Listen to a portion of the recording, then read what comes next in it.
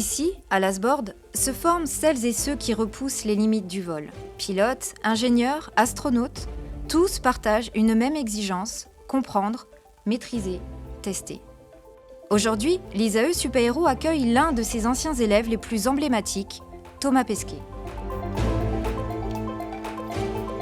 C'est un retour aux sources assez marrant parce que c'est là que beaucoup de choses ont commencé pour moi. C'est vraiment le début de la trajectoire qui m'a propulsé là où je suis aujourd'hui. C'est là où j'ai appris à voler. La première fois que je suis propulsé en l'air, c'était ici. Donc c'est vraiment beaucoup de bons souvenirs.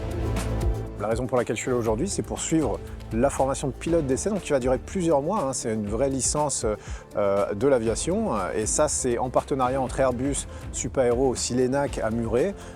Partie théorique, partie pratique, qui va nous emmener jusqu'au brevet de pilote d'essai.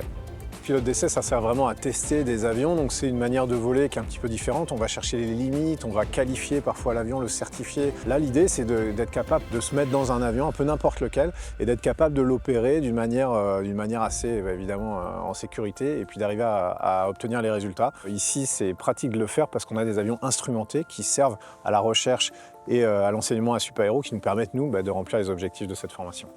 Thomas Pesquet est parrain du programme OSE l'ISAE, qui est notre programme d'ouverture sociale qui permet à des étudiants d'aller dans les territoires et dans des milieux assez éloignés de l'aéronautique ou du spatial pour inspirer des jeunes talents des collèges et des lycées pour leur permettre de poursuivre dans des carrières scientifiques et pourquoi pas aéronautique et spatiale pour nous rejoindre.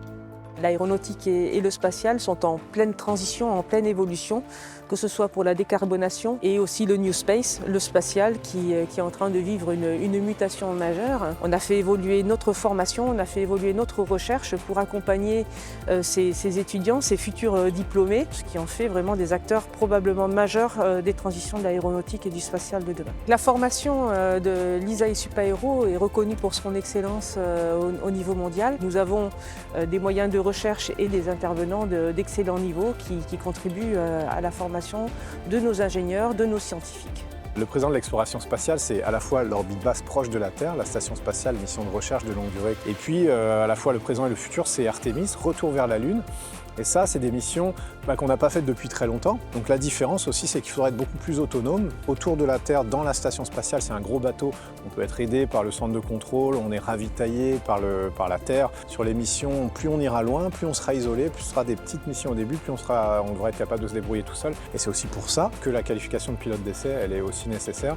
C'est des missions nouvelles, c'est du matériel nouveau. Si on pouvait faire le parallèle, il y a le côté astronaute de ligne, donc des vols qui se déroulent depuis 25 ans vers la même destination. Et puis demain, ce sera astronaute d'essai sur des missions qu'on essaie de développer et qui vont arriver bientôt.